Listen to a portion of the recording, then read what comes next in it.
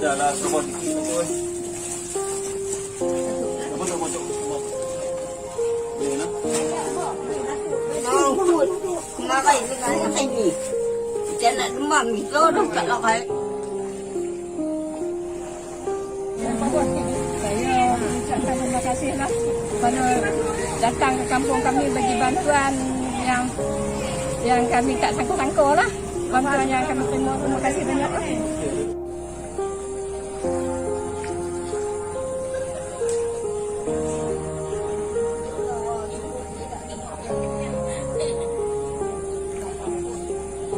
Bantuan yang dikasih Allah Subhanahu Wa Taala dalam kesibukan kita, dalam kita diuji, ada lagi hamba Allah yang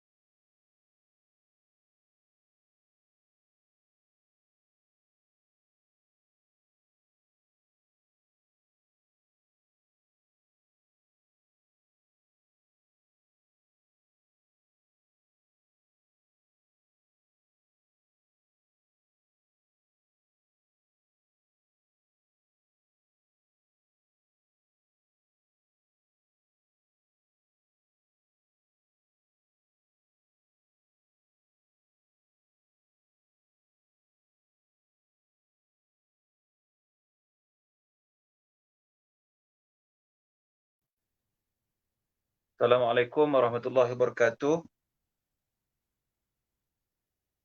Minta respon kepada semua yang menonton kalau dapat mendengar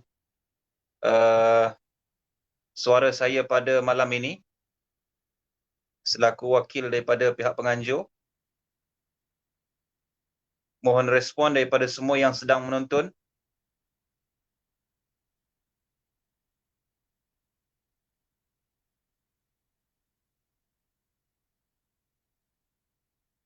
Sekali lagi mohon respon kepada semua. Suara jelas ke?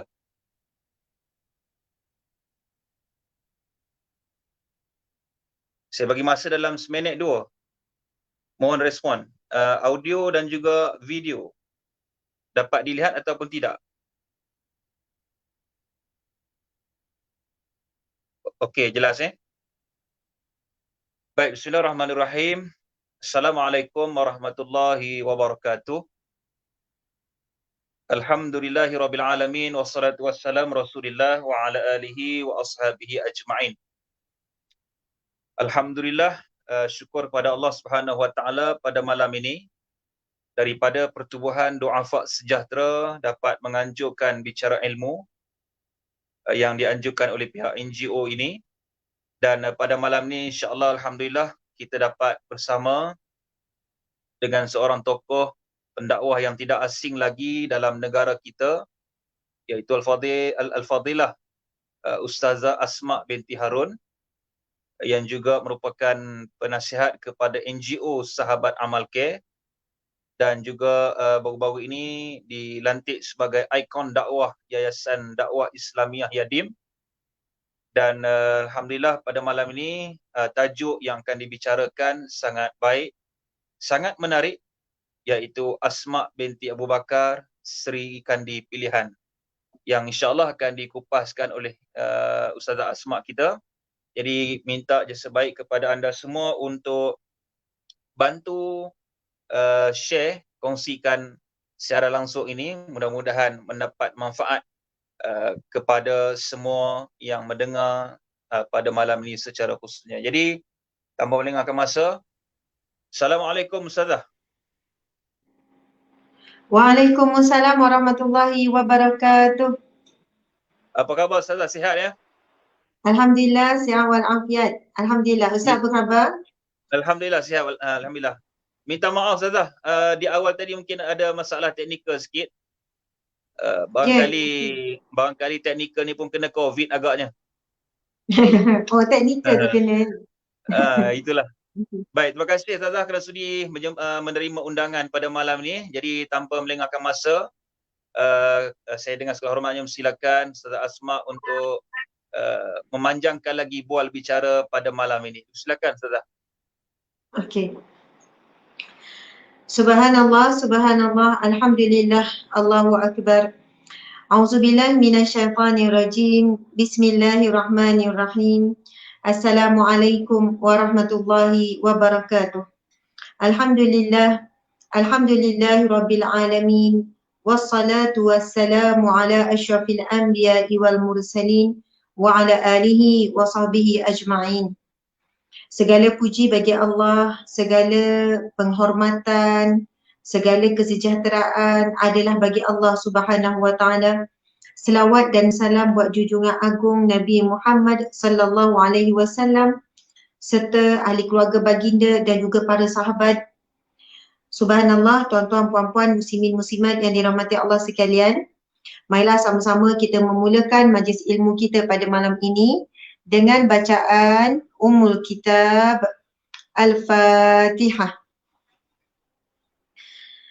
A'udzubillahi minasyaitonirrajim. Bismillahirrahmanirrahim. Alhamdulillahi rabbil alamin. Ar-Rahmanirrahim. Malik yaumiddin. Iyyaka na'budu wa iyyaka nasta'in. Ihdinas siratal mustaqim. Siratal ladzina an'amta 'alaihim ghairil maghdubi 'alaihim waladdallin. Amin. Amin, amin ya rabbal alamin. Subhanallah, subhanallah, alhamdulillah, masya-Allah. Terlebih dahulu saya merasakan terharu sebenarnya bila saya tengok komen-komen di Instagram daripada tadi ya, macam-macam lah perkataan, kata-kata semangat. Masing-masing ada menuliskan yalah sayang Ustazah, moga Ustazah sehat, macam-macam lah, Masya Allah, Subhanallah. Terima kasih Nur Dini, Farisha, Nurdina. Subhanallah, kasih sayang yang sama jugalah sahabat-sahabat di FB kan. Kasih sayang yang kita bina ni walaupun tak pernah berjumpa, tak pernah bertemu, mudah-mudahan kita membina kasih sayang ini kerana saling mencintai, berkasih sayang kerana Allah.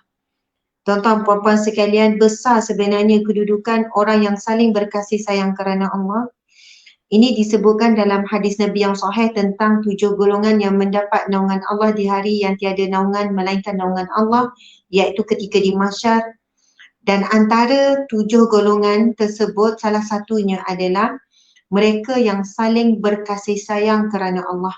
Allahu Akbar.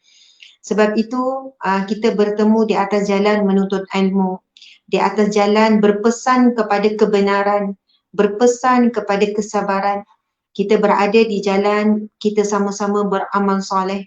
Jadi mudah-mudahan pertemuan, hubungan, kasih sayang di antara kita ini kita bina kerana Allah Subhanahu Wa Taala. Mungkin kita tak dapat bertemu di dunia, mudah-mudahan kita bertemu di sebuah taman syurga Allah yang kekal abadi. Amin ya rabbal alamin, subhanallah. Jadi saya juga daripada hati yang dalam sangat kasih, sangat sayangkan semua, Masya Allah, muslimin muslimat, orang mukmin dan orang mukminin dan mukminat. Begitu juga dengan siapa sahaja, bahkan atas dasar sayang. Baru-baru ini saya melakukan satu teguran adalah kerana sayang. Kan, jika tidak sayang, kita biarkan saja kerosakan, biarkan saja kemungkaran itu terus berlaku. Tapi kerana atas dasar sayang, untuk jangka masa yang panjang. Sebab sayang kerana Allah akan dibuat walaupun ia perik, ia akan dibuktikan apabila kita menyayangi seseorang dan kita ingin selamatkan dia daripada kemurkaan Allah dan kita ingin menyelamatkannya daripada api neraka Allah, dan kita memberi teguran bukan kerana kita ini dijamin syurga. Sebab kita tak dijamin syurga, tuan-tuan puan-puan sekalian. Sebab kita ini bimbang dan takutkan neraka Allah, kerana itu kita menjalankan tanggungjawab yang Allah beri.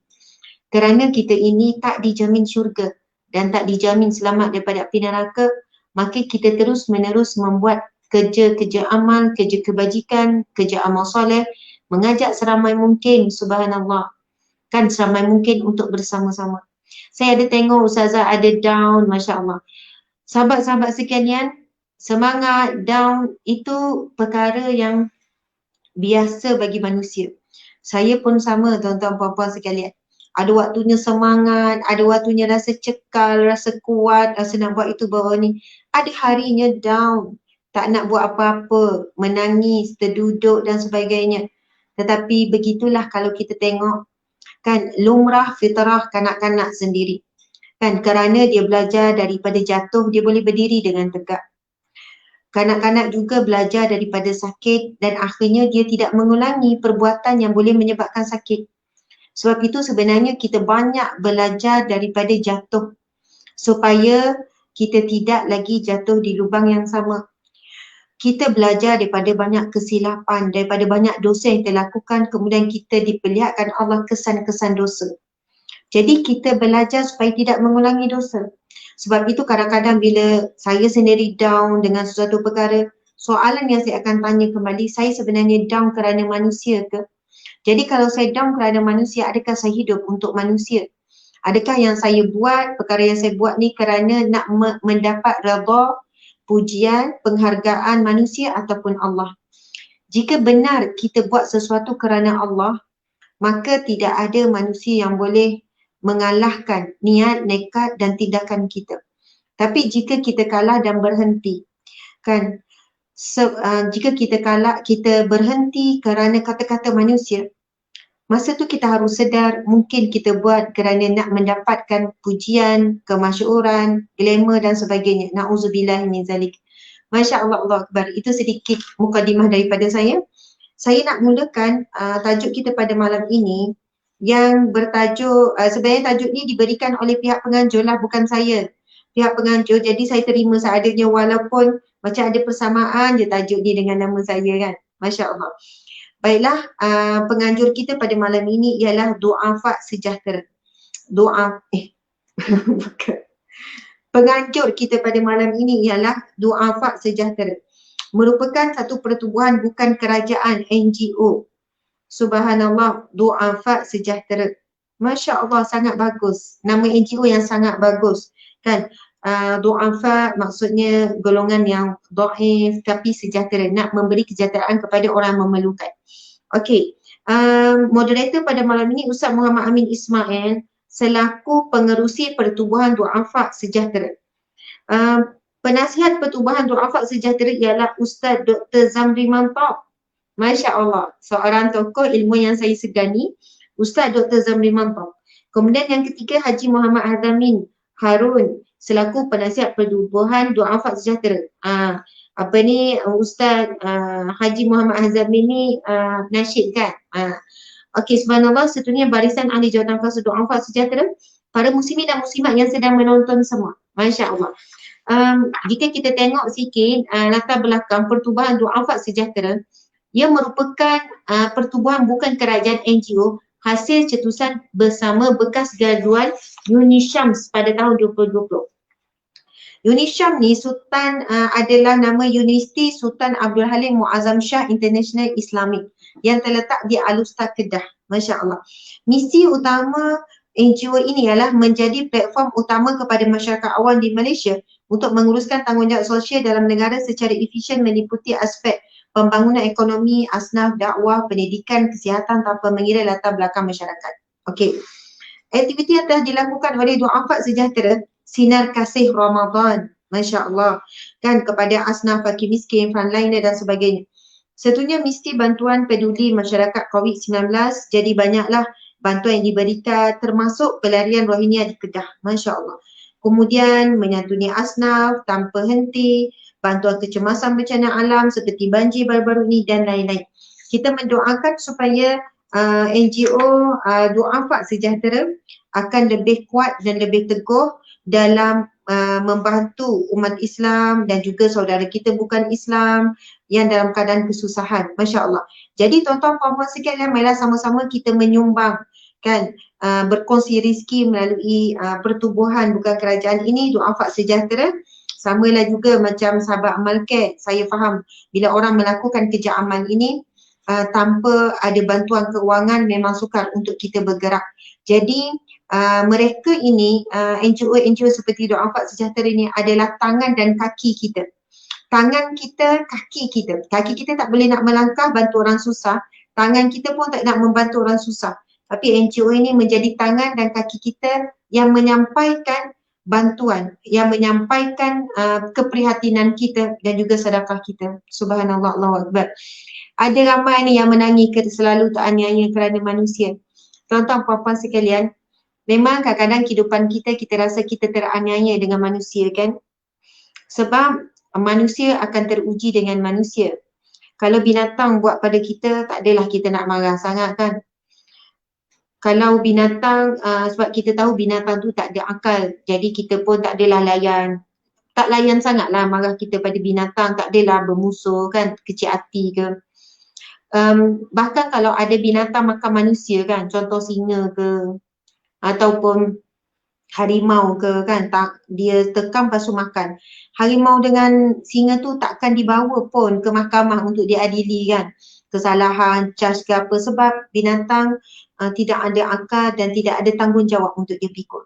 Dan biasanya kita ni akan mudah sangat terasa dengan orang-orang yang paling dekat dengan kita. Kita akan rasa sangat kecewa.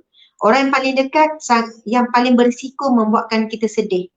Sama ada pasangan, anak, ibu ayah, adik-beradik ataupun kawan-kawan rapat, akan sekerja ataupun bos dan sebagainya. Inilah orang keliling kita.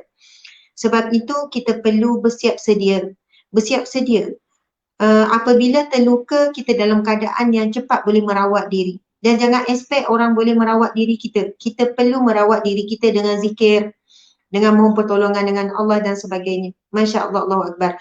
Okey, tuan-tuan puan-puan sekalian, kita kembali kepada tajuk. Terima kasih kepada semua yang hadir. Marilah sama-sama kita memanjangkan kebaikan ilmu yang bakal kita kongsi dengan tekan butang share, kan, di ujung jari saja. Tekan butang share, mudah-mudahan dengan itu dapat pahala tanpa sedar. Sebab kita tak tahu hasil daripada share kita tu berapa orang yang datang. Kalau anda malu nak share, kan, ada orang malu nanti orang kata bajet bagus, share ceramah apa semua, kan. Kita faham, tuan-tuan puan boleh je buat macam ni, kan.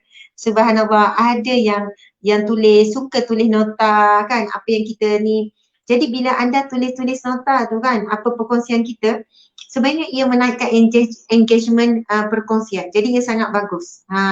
Jadi di situ kita dapat pahala menyebarkan majlis ilmu dan kebaikan. Okey, baiklah. Tajuk pada malam ini ialah Asma binti Abu Bakar Serikandi Pilihan. Saya nama Asma binti Harun. Asma binti Harun. Tapi wanita yang kita nak bicarakan bukan saya, tetapi Asma binti Abu Bakar, beliau adalah sahabat Nabi SAW pertama, dan beliau adalah kakak ipar Rasulullah SAW. Beliau adalah isteri kepada sahabat Nabi Zubair. Kemudian beliau adalah ibu kepada sahabat Nabi. Dan beliau adalah anak kepada sahabat Nabi. Masya Allah. Bayangkan, Asma binti Abu Bakar, seorang wanita yang mana sekeliling dia adalah orang yang paling dekat dengan Rasulullah SAW. Asma binti Abu Bakar sendiri adalah sahabat Rasulullah, sahabat di kalangan wanita. Kedua, apa maksud sahabat? Sahabat adalah mereka yang hidup di zaman Rasulullah dan pernah bertemu dengan Rasulullah. Jadi walaupun ada seorang manusia yang jumpa Rasulullah walaupun sekali di zaman Rasulullah, dikira sahabat Nabi SAW. Jadi tuan-tuan puan-puan sekalian, sahabat Rasulullah, Sayyidatina Asma binti Abu Bakar adalah sahabat Rasulullah SAW. Kemudian kakak ipar Rasulullah sebab adiknya Asma, adik dia Aisyah bernikah dengan Rasulullah. Kemudian dia adalah anak kepada sahabat BFF, best friend forever Rasulullah SAW, Sayyidina Abu Bakar, itu ayah dia. Kemudian sahabat Nabi ada nama Zubair bin Awam. Zubair bin Awam ini adalah sahabat terdekat Rasulullah, itu suami dia. Kemudian Asma melahirkan anak ketika peristiwa hijrah yang diberi nama Abdullah bin Zubair, merupakan juga sahabat Nabi SAW. Masya Allah. Jadi itulah seorang Sri Kandi yang kita nak bincangkan pada malam ini. Masya Allah. Kita akan pergi kepada latar belakang, kemudian gelaran Zatun Nitaqain, kemudian tentang perjuangan Asma binti Abu Bakar, kemudian perkara yang keempat, sumbangan Asma, seterusnya sifat dermawan Asma, yang keenam, balasan berlipat ganda bagi harta yang dibelanjakan di jalan Allah. Yang ketujuh, berkenaan dengan orang yang bersedekah terlepas daripada duka cita. Tadi kan ada orang kata duka cita, sedih, dianiaya, saya down Ustazah. Tunggu dan dengarkan perkongsian kita pada malam ini sampai akhir. Malam ini topik kita berkenaan dengan sirah, sejarah. Dan memang pada hari Rabu saya tetapkan topik berkenaan dengan sirah. Start daripada bulan ini kita dah mula buat mengikut topik harian. Kan? Hari tertentu berkenaan dengan rumah tangga, hari sekian-sekian, okay, ada topik-topik pilihan. Okey, insya-Allah tuan-tuan puan-puan sekalian, tentang latar belakang keluarga. Asma adalah puteri ataupun anak perempuan daripada orang yang tergolong pertama masuk Islam, iaitu Abu Bakar As-Siddiq. Ibunya adalah Qutailah binti Abdul Uzza. Kita boleh tulis ya, Asma adalah anak kepada manusia ataupun insan yang pertama yang masuk Islam, iaitu Sayyidina Abu Bakar radhiyallahu anhu. Ibunya adalah Qutailah binti Abdul Uzza. Boleh tulis nama ibu ataupun isteri Abu Bakar ini adalah Qutailah.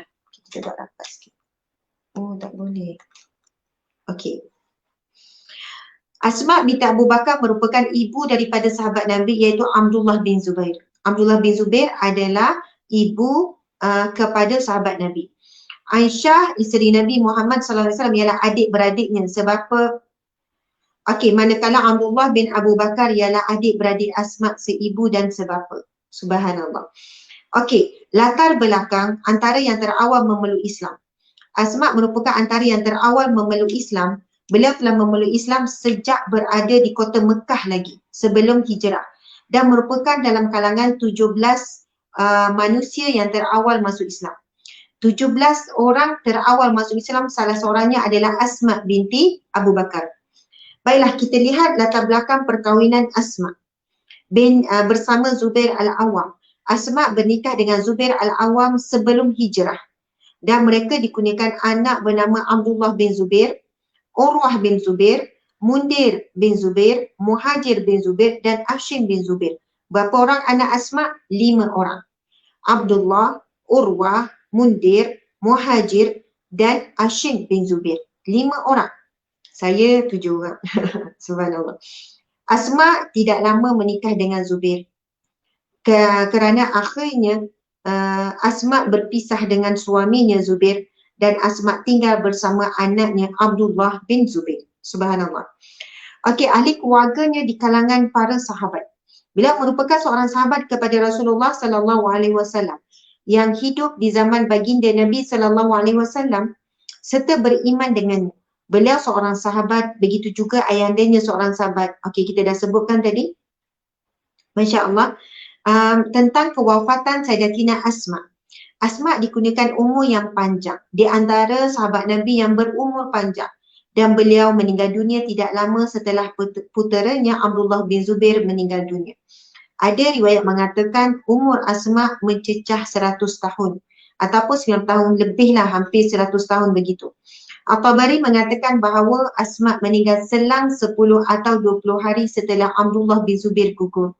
Anak pertama Asma binti Abu Bakar. Baiklah, perjuangan Asma sering dikaitkan dengan hijrah Nabi Muhammad sallallahu alaihi wasallam ke Madinah. Beliau memainkan peranan penting dalam menjayakan hijrah Nabi Muhammad sallallahu alaihi wasallam bersama ayahnya. Ketika Nabi Muhammad sallallahu alaihi wasallam hendak berhijrah, Asma memotong tali pinggangnya menjadi 2 potongan. Dari sinilah ia mendapat gelaran Zatun Nitaqain yang bererti pemilik 2 tali pinggang. Subhanallah, Allahu Akbar. Sahabat-sahabat yang dimati Allah sekalian, macam cerita pasal diri saya pula. Jangan salah faham yang saya sebut Asma. Asma ni adalah Asma binti Abu Bakar, seorang Sri Kandi, muslimah di zaman Rasulullah sallallahu alaihi wasallam yang menjadi pencetus juga, penyumbang kepada kemenangan Islam dan sebagainya. Okey, hadis riwayat Bukhari 2979 menceritakan tentang Asma binti Abu Bakar. Ini hadis riwayat Bukhari 2979.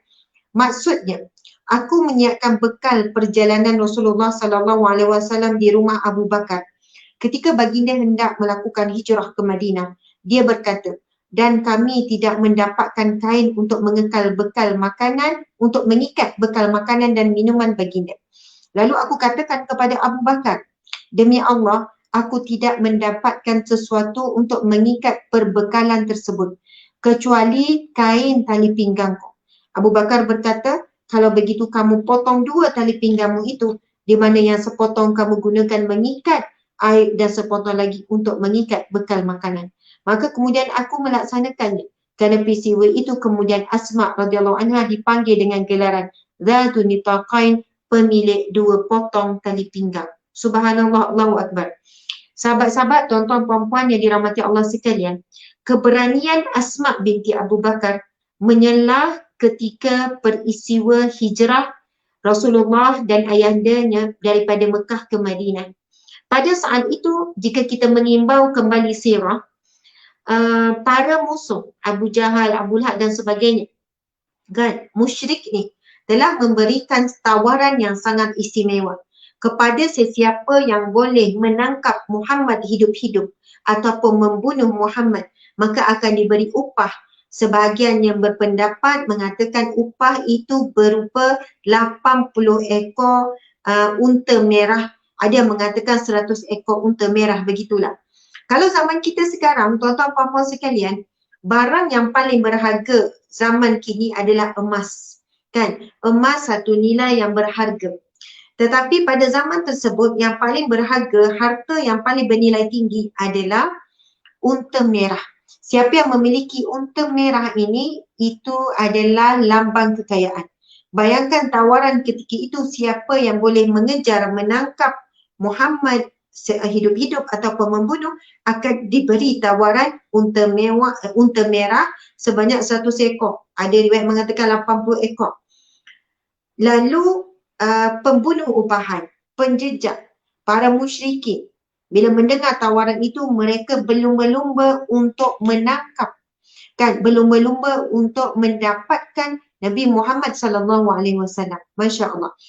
Dan ketika peristiwa tersebut, peristiwa hijrah ini berlaku, Rasulullah sallallahu alaihi wasallam, Abu Bakar telah diilhamkan oleh Allah untuk menelusuri jalan yang tak biasa dilalui. Macam kita lah, contohnya nak kita nganu, jalan, ada 2 jalan, Muazzam Shah ataupun lalu jalan highway daripada Gombak, kan, kita panggil LPT. Tapi bayangkan kalau ada hamba Allah yang tak lalu 2 jalan utama tu. Dia melalui jalan hutan mungkin sekian-sekian, tempuh sungai, hutan, sungai, lepas tu tembus. Jadi ketika itu Rasulullah SAW dan Abu Bakar juga tidak melalui jalan yang biasa dilalui oleh pedagang, kerana kita tahu antara Madinah ke Mekah ini biasa pedagang-pedagang Arab menempuh perjalanan. Jadi tuan-tuan puan-puan sekalian, satu, tak menempuh perjalanan biasa. Kedua, mereka diberikan ilham oleh Allah untuk bersembunyi dahulu. Sebab ketika ini penjejak, pembunuh upahan sedang mengejar, maka mereka tak boleh meneruskan perjalanan melainkan keadaan sudah pun tenang ataupun selamat. Dalam perjalanan tersebut Allah ilhamkan untuk berada di sebuah gua. Tuan-tuan puan-puan sekalian, dalam peristiwa ini saya ingin bercerita juga tentang kehebatan Sayyidina Abu Bakar radhiyallahu anhu. Allahu Akbar. Siapa Abu Bakar? Ayahanda kepada Asma binti Abu Bakar. Ketika peristiwa hijrah ini diperintahkan oleh Allah, jika kita lihat antara hikmah, kenapa Allah Subhanahu Wa Taala tidak memerintahkan Nabi Muhammad pergi hijrah dengan Sayyidina Umar? Sebelum Rasulullah melakukan hijrah, Sayyidina Umar telah melakukan hijrah terlebih dahulu. Dan beberapa orang sahabat dah telah bergerak dulu. Ketika berlakunya perintah hijrah, bukan Rasulullah yang pertama yang melakukan perjalanan menuju ke Madinah. Kan, apabila tentangan terhadap umat Islam semakin parah, semakin dahsyat tuan-tuan puan-puan sekalian, kan, pembunuhan kejam, penyiksaan yang kejam, maka masing-masing mula melakukan hijrah. Dan apabila perintah hijrah ke Madinah, Rasulullah memerintahkan untuk beberapa orang sahabat pergi dahulu. Masya Allah. Sebab Rasulullah masih lagi menunggu bilakah waktunya untuk Allah perintahkan Rasulullah untuk melakukan hijrah. Jika kita tengok balik sirah Sayyidina Umar radhiyallahu anhu, kita tahu dia dikenali sebagai seorang lelaki yang tegas, lelaki yang berani, lelaki yang tegas, berani, dan tidak ada orang yang berani untuk berhadapan dengan Sayyidina Umar. Ketika Sayyidina Umar ingin melakukan hijrah ke Madinah, Sayyidina Umar pergi ke kawasan Kaabah. Yang masa itu Kaabah masih lagi ada berhala-berhala, kemudian masih lagi menjadi tempat penyembahan, tempat ibadah kaum musyrikin. Sayyidina Umar pergi, kemudian Sayyidina Umar melakukan tawaf, kemudian buat solat, kan. Ketika Sayyidina Umar melakukan perbuatan tersebut, Sayyidina Umar buat secara terangan di hadapan para musuh, tuan-tuan puan-puan sekalian. Sayyidina Umar memang dikenali dengan seorang yang tegas dan sangat berani. Dan setelah Sayyidina Umar melakukan beberapa ibadah di kawasan berdekatan dengan Kaabah, kemudian Sayyidina Umar lalu menyeru ataupun memberi amaran, berkata secara terang-terangan, siapa yang mahu melihat anaknya, siapa yang nak kematian anak lelakinya, dan siapa yang ingin kehilangan suaminya, begini. Sayyidina Umar sebut begini, siapa yang nak seorang ibu kehilangan anak lelakinya dan seorang isteri menjadi balu kerana kematian suaminya, maka jumpalah aku di sebalik bukit ini. Maksudnya Sayyidina Umar ni dalam keadaan yang berani lalu beri amaran, soalannya nak bagi tahu dia nak pergi hijrah ni, dia nak pergi ke Madinah ni. Siapa yang berani nak menghalang dia? Siapa yang nak halang dia ni? Berhadapan dengan dia. Lalu dia beri amaran, dia kata siapa yang nak menjadikan isterinya balu, maksudnya orang tu akan dibunuh oleh Umar lah, ataupun seorang ibu menghadapi kematian anak lelaki, ataupun seorang anak kehilangan ayahnya, maka bertemulah aku di sebalik bukit ini. Oh, tegas, garang, kan Sayyidina Umar radhiyallahu anhu. Akhirnya tak ada siapa yang menghalang Sayyidina Umar melakukan hijrah dengan begitu mudah. Masya Allah, Allahu Akbar. Antara maksudnya pendapat ataupun hikmah kenapa Rasulullah SAW tidak ditakdirkan Allah, tidak dipitahkan Allah untuk melakukan hijrah bersama dengan Umar. Kalau kita fikir secara logik, kalau Rasulullah hijrah dengan Sayyidina Umar, mungkin senang, tak perlulah nak bersembunyi di gua, tak perlulah nak sampai tempuh perjalanan yang tak biasa dilalui. Kan mudah, tempuh je, pergi je sedapat. Orang memang takut Sayyidina Umar, orang tak beraninya nak lawan. Tapi Allah takdirkan, Allah perintahkan Rasulullah pergi melakukan hijrah bertemankan Sayyidina Abu Bakar radhiyallahu anhu.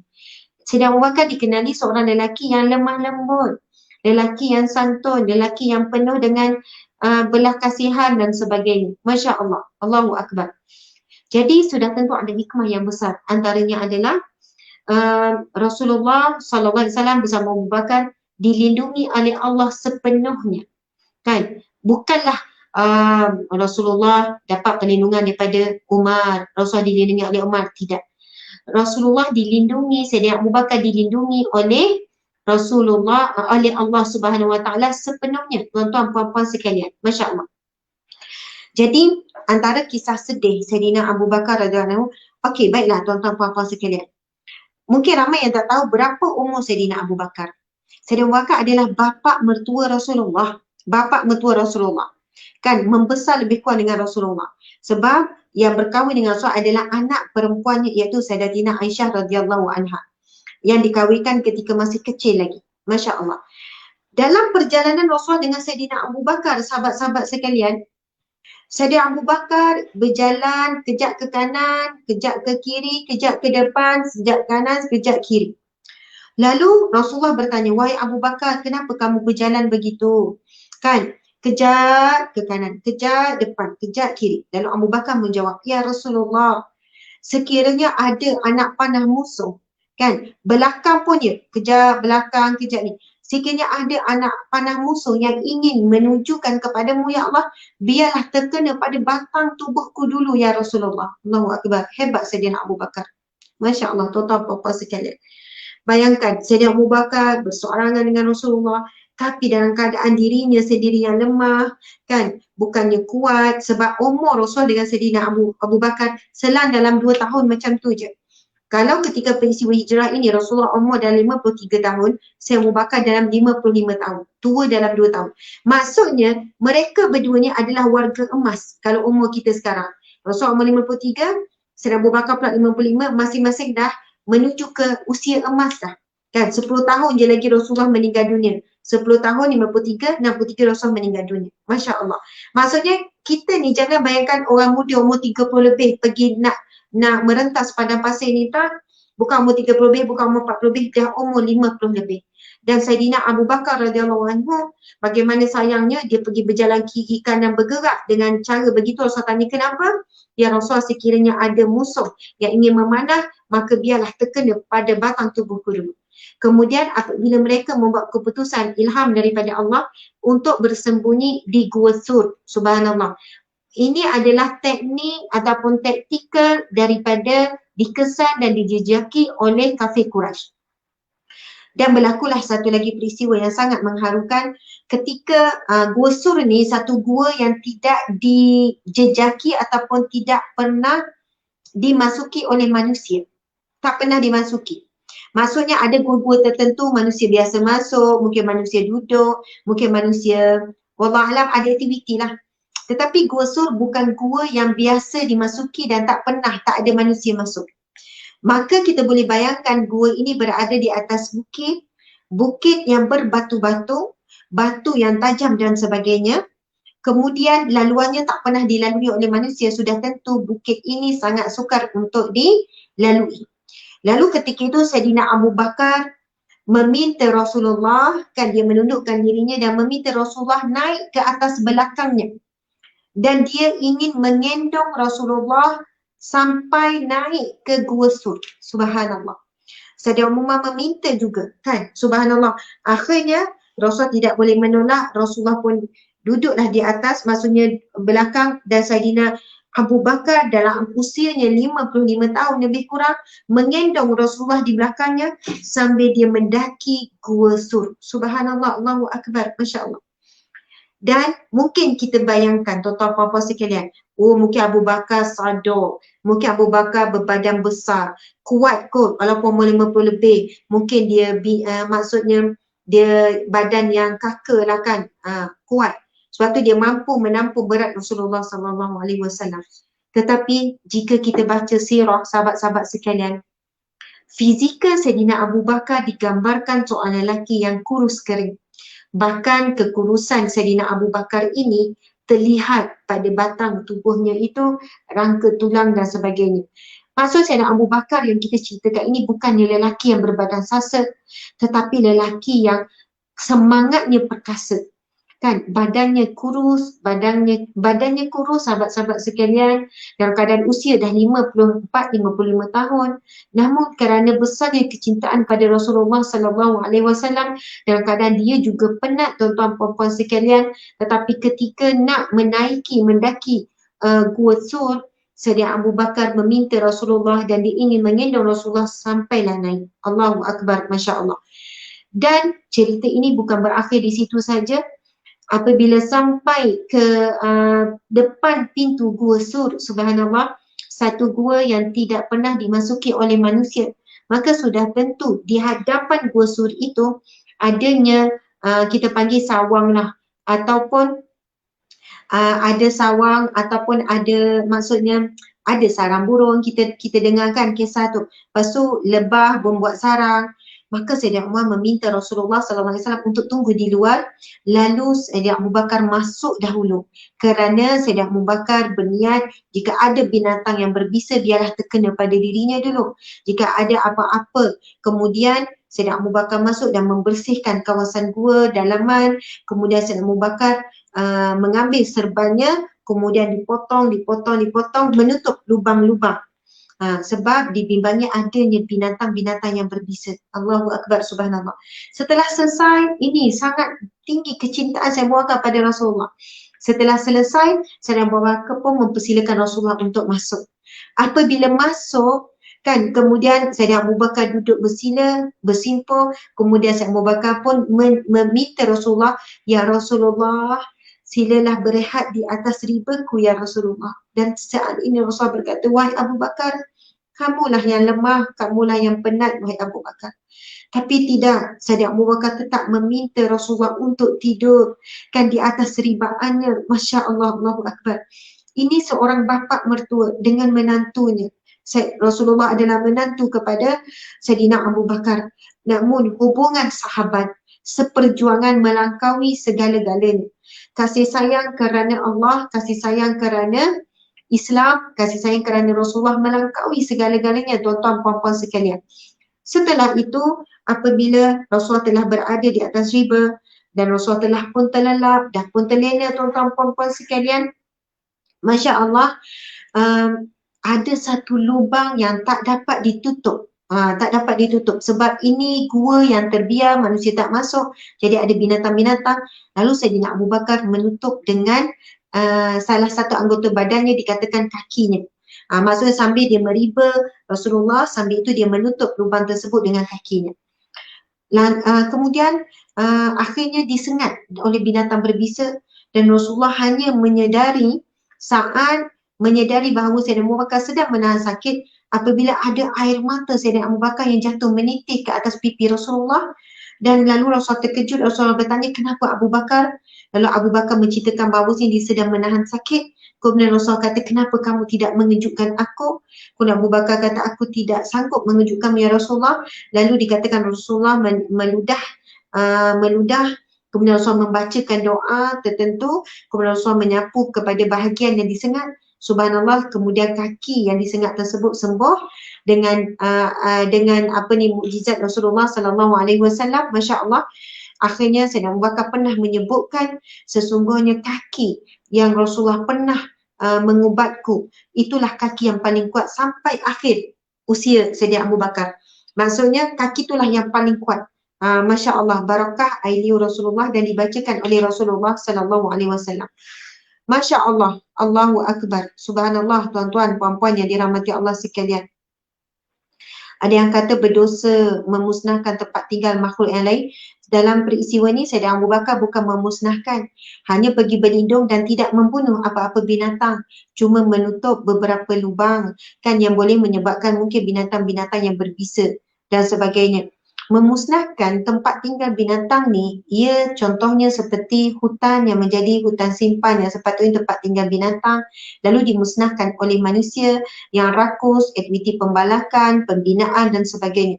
Ini salah satu kerosakan yang dilakukan oleh tangan manusia kerana kerakusan. Ataupun manusia yang tak bertanggungjawab kemudian menuangkan sisa daripada kilang ke sungai yang tidak mengikut piayawan lah. akhirnya binatang-binatang dalam sungai, ikan dan sebagainya akan mati. Ini adalah bentuk yang diharamkan oleh Allah Subhanahu Wa Taala. Subhanallah. Kalau kita masuk hutan, buat laluan yang elok apa semua tak ada masalah. Masuk gua kan, tempat yang ni tak ada masalah. Dan apa yang Sayyidina Abu Bakar buat itu bukanlah sebagai tanda merosakkan tempat tinggal binatang. Sahabat-sahabat dirahmati Allah sekalian, banyak lagi kisah sebenarnya Rasulullah dan Sayyidina Abu Bakar dalam peristiwa hijrah ini. Cuma saya nak kembali semula kepada kisah Sayyidatina Asma binti Abu Bakar.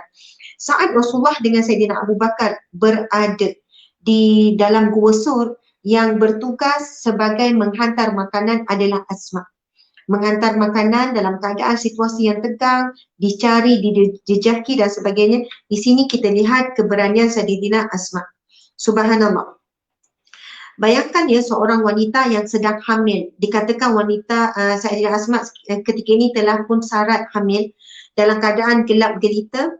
Sayyidina Asma menempuh padang pasir untuk menghantar bekalan makanan lebih kurang dalam 3 hari. Saat Rasulullah dan Sayyidina Abu Bakar berada di Gua Sur, menaiki gua, subhanallah, memanjat bukit yang tajam, kemudian dia memotong, sebab ketika nak naik tu, kita sama sekarang kalau pakai kalau pakai subhanallah, kalau kita pakai kain sekarang dah ada getah. Tapi bayangkan zaman tersebut yang mengikat kain adalah tali. Kemudian ketika Asma nak naik mendaki bukit Sur, kemudian Sayyidina Asma fikir macam mana bekas makanan dia nak panjat lagi, dan waktu yang sama dia pun hamil mengandung, dan masa sama dia juga dalam keadaan yang ialah dalam keadaan yang perlu pegang. Akhirnya dia potong tali pinggangnya, kemudian dia ikat pengikat bekas makanan dan dia ikat kembali sebahagiannya kepada pinggangnya kan, kalau tak melurutlah, dan dia panjat ke bukit, ke Gua Sur. Sebab itu diberi gelaran Zatun Nitaqain, Asma binti Abu Bakar, 2 tali pinggang. Subhanallah, Allahu Akbar. Jadi tuan-tuan, puan-puan, muslimin muslimat sekalian, ada satu peristiwa yang lain yang menunjukkan keberanian Asma binti Abu Bakar. Apabila Abu Jahal, sama ada Abu Jahal atau Abu Lahab, saya lupa yang mana satu, datang ke rumah Asma binti Abu Bakar. Subhanallah. Lalu bertanya kepada Asma, "Wahai Asma, mana ayahmu? Mana ayahmu dan Muhammad?" Macam itulah. "Wahai Asma, bagi tahu aku di mana mereka." Sedangkan Asma antara orang yang tahu di mana ayah dia dan Rasulullah bersembunyi. Lalu Asma dengan berani berhadapan dengan Abu Jahal ataupun Abu Lahab. Antara dua itulah. Tak siap saya Abu Jahal. Kan? Lalu Asma menjawab dengan berani, "Sejak bila lelaki Quraisy akan beritahu kepada wanita di rumahnya ke mana dia nak pergi?" Subhanallah. Kenapa Asma menjawab dengan cara begini?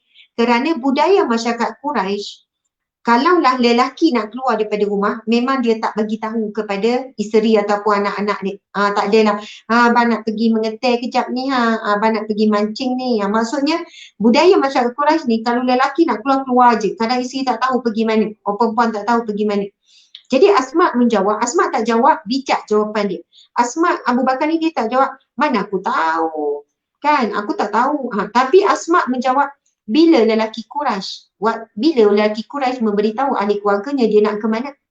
Lalu apabila Abu Jahal mendengar jawapan Asma yang berani begitu, dalam keadaan bayangkan Asma wanita kan, dengan mengandungnya apa kan, bila berhadapan dengan musuh ni, musuh yang membenci, musuh yang sangat bahaya, yang garang, ketua musuh ni, Abu Jahal ni, Masya Allah. Lalu Abu Jahal pun menampar pipi Asma sehingga berdarah dan tercabut anting-antingnya. Itulah gambaran, Masya Allah. Kebijaksanaan Asma juga terselah ketika atuknya, subhanallah, datuk kepada, iaitu ayah kepada Sayyidina Abu Bakar. Ayah Sayyidina Abu Bakar ini seorang lelaki yang buta, subhanallah. Kan apabila ayah kepada Sayyidina Abu Bakar, atuk kepada Asma ni, bila dia tahu anaknya Abu Bakar melakukan hijrah, kan, melakukan hijrah ke Madinah, ketika ini ayahnya belum memeluk Islam. Lalu cuba cari nama ayah Sayyidina Abu Bakar siapa. Kan, rasanya Abu Quhafa. Wallahualam, cuba cari sekejap. Okey. Cuba cari internet. Okey. Ketika itu ayah Sayyidina Abu Bakar ni berkata kepada Asma, celakalah kamu, macam itulah, rugilah kamu. Kan, bahawasanya ayah kamu ni tidak meninggalkan kamu apa-apa, wahai Asma. Ayah kamu ni macam teruklah.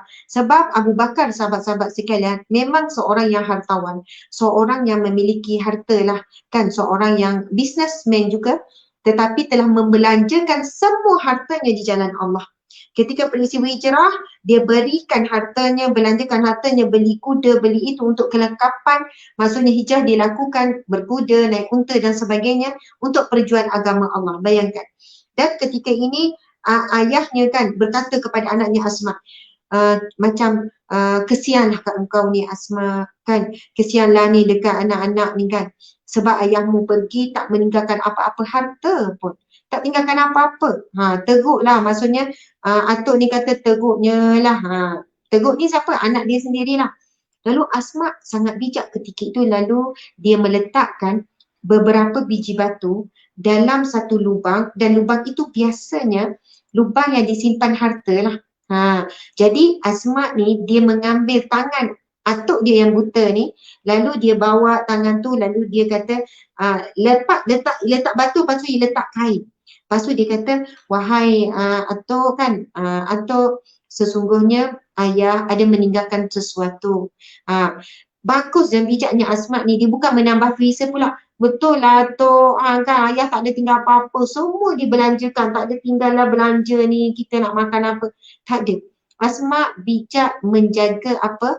Menjaga maruah ayahnya, supaya atuk ni kan, ayah kepada ayah Sayyidina Abu Bakar ni tidak bersangka buruk kepada anaknya. Lalu berkata, wahai atuk, ayah ada tinggalkan sesuatu. Lalu dia bawa tangan atuk dia tu merasakan, supaya rasa, sebab orang buta dia tak nampak apa yang ada dalam tu, tapi dia rasa-rasa sebenarnya bawah tu batu, lepas tu atas tu adalah kain. Masya Allah, Allahu Akbar. Lalu ayah kepada Sayyidina Abu Bakar, atuk Sayyidatina Asma tadi terus senyum, maksudnya mengatakan bahawasanya ayahnya, anaknya Abu Bakar tu tidaklah melakukan kezaliman. Masya Allah. Tuan-tuan, puan-puan sekalian, ketika peristiwa hijrah, Asma dalam keadaan hamil. Tatkala Rasulullah SAW mengizinkan kaum muslimin berhijrah, maka hijrahlah Asma bersama suaminya. Beliau pada ketika itu sedang sangat mengandungkan Abdullah. Bukan doa, nama ayah Sayyidina Abu Bakar. Maka hijrahlah Asma bersama dengan suaminya. Beliau pada ketika itu sedang sangat mengandungkan Abdullah ibn Zubair. Asma melahirkan anaknya Abdullah ketika di Quba. Masya Allah. Abdullah bin Zubair adalah anak pertama dalam Islam yang dilahirkan setelah hijrah. Tuan-tuan, bayangkan ya, Asma binti Abu Bakar ni, dia melakukan hijrah, kan, menempuh perjalanan daripada Mekah ke Madinah. Daripada Mekah ke Madinah, perjalanan lebih kurang dalam 400 km, lebih kurang 450 km, memakan masa berhari-hari dalam keadaan syarat mengandung. Subhanallah, syarat mengandung. Dan sebaik saja Asma tiba di Madinah, Asma melahirkan anak, iaitu yang diberi nama Abdullah bin Zubair. Ini adalah anak pertama setelah hijrah. Subhanallah, anak pertama setelah hijrah. Masya Allah, Allahu Akbar. Okey, perjuangan Asma, daripada Asma ketika dia mengandungkan anaknya Abdullah bin Zubair, dia masih berada di Makkah. Dia berkata, subhanallah, ini adalah daripada hadis riwayat Bukhari 3909. Kemudian aku hijrah ke Madinah, padahal aku sudah syarat hamil. Kemudian aku berhenti di Quba, Masya Allah, dan perjalanan kemudian berhenti di Quba, dan aku melahirkan di sana. Lalu aku bawa anakku kepada Rasulullah SAW dan meletakkannya di pangkuan baginda. Rasulullah SAW meminta sebuah kurma lalu dikunyahnya. Sesudah itu disuapkannya ke mulut bayiku. Tahnik, Rasulullah tahnik anak Sayyidatina Asma. Itulah makanan yang pertama kali masuk ke mulut bayi itu. Kurma yang telah bercampur dengan air ludah baginda. Kemudian Nabi SAW mendoakan keberkatan baginya. Dialah bayi yang pertama lahir dalam Islam. Subhanallah. Masya Allah. Bayi yang pertama setelah hijrah dan bayi yang pertama setelah Islam, Masya Allah, ialah Abdullah bin Zubair, anak kepada Sayyidatina Asma binti Abu Bakar. Masya Allah. Antara sumbangan Sayyidatina Asma, Masya Allah, meriwayatkan hadis daripada Nabi SAW. Ada 58 buah hadis daripada Nabi Muhammad SAW yang diriwayatkan oleh Asma dan tersebar di pelbagai kitab hadis. Hadis-hadis diriwayatkan oleh Asma meliputi hadis tentang taharah, Masya Allah, haiwan korban, zakat, tentang pakaian dan perhiasan, adab, pernikahan, sikap yang baik terhadap haiwan, puasa, haji, zakat fitrah, solat, azan dan pelbagai hadis yang lain. Masya Allah. Okey, jika kita lihat nama gelar Sayyidina Abu Bakar As-Siddiq, Masya Allah. Mana nama ayah Sayyidina Abu Bakar? Abdullah bin Osman bin Amir bin Ka'ab bin Zaid. Okey. Tak, sebenarnya kena cari nama ayah Abu Bakar. Gelaran, tak jumpa. Okey, tak apa. Okey, seterusnya sifat dermawan Asma binti Abu Bakar. Seperti mana bapanya Abu Bakar, Asma juga terkenal dengan sifat suka menderma. Suka menderma. Masya Allah. Ini disebut dalam hadis riwayat Muslim. Maksudnya, daripada Asma binti Abu Bakar bahawa dia mendatangi Nabi SAW lalu bertanya, "Wahai Nabi Allah, aku tidak mempunyai apa-apa untuk disedekahkan selain yang diberikan Zubair suamiku kepadaku untuk belanja rumah tangga. Apakah aku boleh memberikan sedikit dari apa yang telah diberikannya kepadaku?" Rasulullah SAW berkata, "Berikanlah yang sedikit dan yang kamu mampu, namun janganlah kamu bakhil, kerana Allah akan menyempitkan rizkinya ke atas dirimu." Subhanallah, Allahu Akbar, muslimin muslimat sekalian. Sayyidina Asma seorang yang dermawan, pemurah. Dia pergi jumpa Rasulullah apabila dapat hadis ataupun kesaan kan, ataupun bila mendapat mendengar hadis Nabi tentang kelebihan berinfak, menderma, Masya Allah. Lalu Rasulullah Sayyidatina Asma bertemu dengan Rasul lalu bertanya, "Wahai Nabi Allah, aku tidak mempunyai apa-apa harta, tak ada apa-apa harta untuk disedekahkan, melainkan sedikit nafkah yang diberikan oleh suamiku untuk belanja rumah tangga, untuk makan minum ni, untuk belanja rumah tangga. Apakah aku boleh memberikan sedikit apa yang telah diberikan oleh suamiku kepada jalan Allah, kepada infak?" Masya Allah, Allahu Akbar. Kita tahu Asma ada berapa orang anak? 5 orang tadi. Jadi dengan sedikit harta, Asma tetap ingin bersedekah. Masya Allah, ini duit belanja yang ngam-ngam saja. Lalu Rasulullah pun menjawab, "Berikanlah yang sedikit dan yang kamu mampu. Namun janganlah kamu bakhil, kerana Allah akan menyempitkan rezeki." Jadi di sini Rasulullah bukan jawab, "Tak apalah Asma, sikit sangat yang kamu ada tu pun cukup-cukup makan je kan Asma." Tak. Rasulullah tetap memberi galakan dan kesaan. Sedekah wahai Asma. Sedekahlah dengan sedikit yang kamu mampu. Walaupun kamu ada sedikit, maka sebab Asma kata, "Aku dah tak ada apa-apa ya Rasulullah, ada sikit je untuk belanja rumah tangga." Tetap Rasulullah kata, "Sedekahlah sedikit wahai Asma daripada belanja itu, kerana janganlah kamu bakhil, jangan kamu kedekut. Kerana jika kamu kedekut, maka Allah akan sempitkan rezeki." Jadi tuan-tuan puan-puan, antara sebab rezeki kita sempit antaranya adalah kerana ada sifat bakhil dan kedekut. Dan kita kadang-kadang buat alasan, apa yang kita ada pun cukup-cukup makan je. Sebab itu orang yang selalu beralasan dengan cukup-cukup makan je, memang sampai akhir hayat dia cukup-cukup makan sahaja. Tuan-tuan puan-puan sekalian, siapa yang menghalang sedekah, siapa yang tidak melakukan sedekah dengan alasan, "Saya pun cukup-cukup makan je kan, apa yang ada ni pun, apa yang ada sekian-sekian." Maksudnya di situ ada sifat bakhil. Orang yang cukup-cukup makan ada portion sedekahnya. Orang yang terlebih makan, portion sedekahnya lagi banyak. Maksudnya perintah ataupun pahala sedekah ini jangan kita lepaskan. Sebab apa? Pahala sedekah kita tahu sangat besar. Nabi SAW bersabda, "Sadaqatun junnah," sedekah ini adalah perisai api neraka. Sedekah akan memadamkan api neraka ibarat air memadamkan api. Subhanallah. Dan banyak lagi lah manfaat sedekah, antaranya hadis Nabi, "Berinfaklah, bersedekahlah, nescaya Allah akan berinfak kepadamu."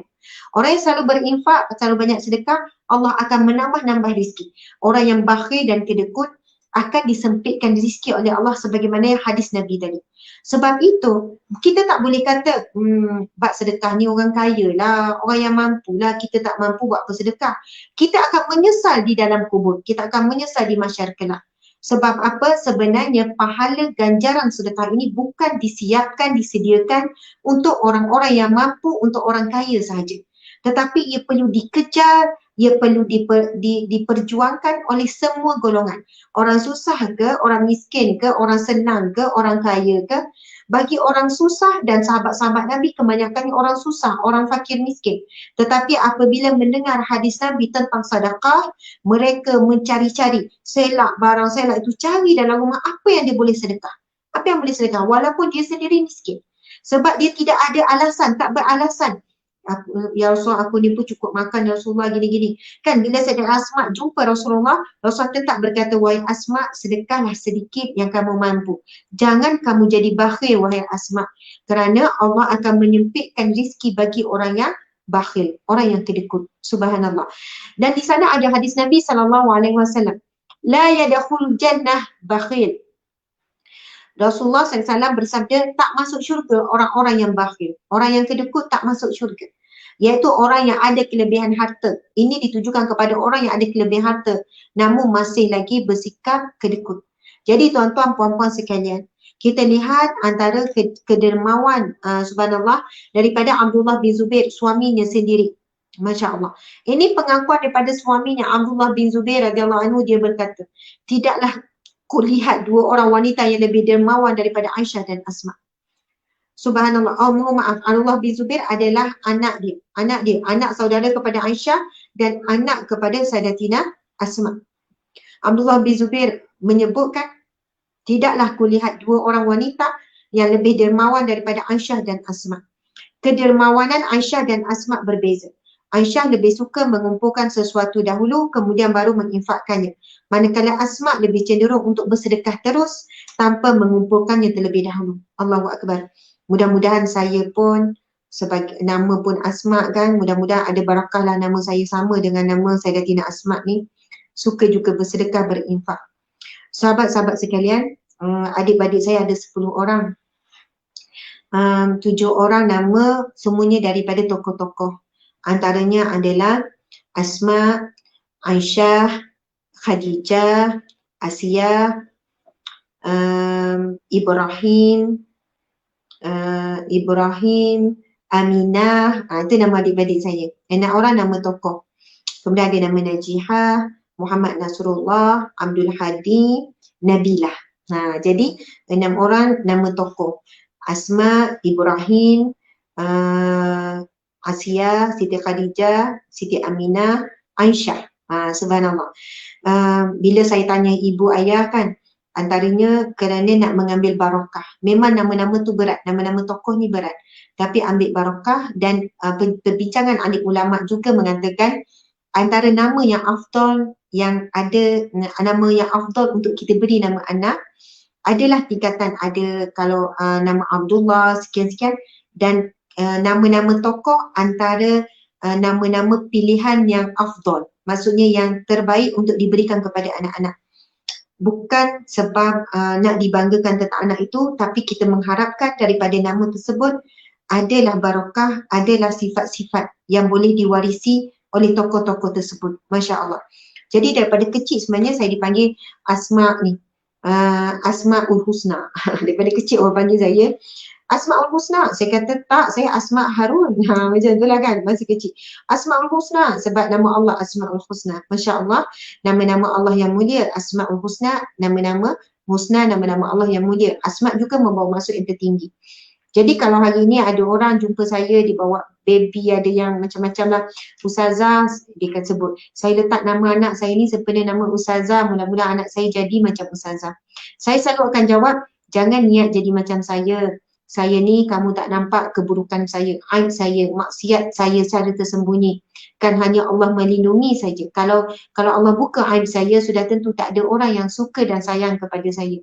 Tak ada orang yang akan kagumi saya. Kalau Allah buka aib, Allah buka keburukan saya. Tapi niatkanlah anak ini supaya menjadi seperti Asma binti Abu Bakar.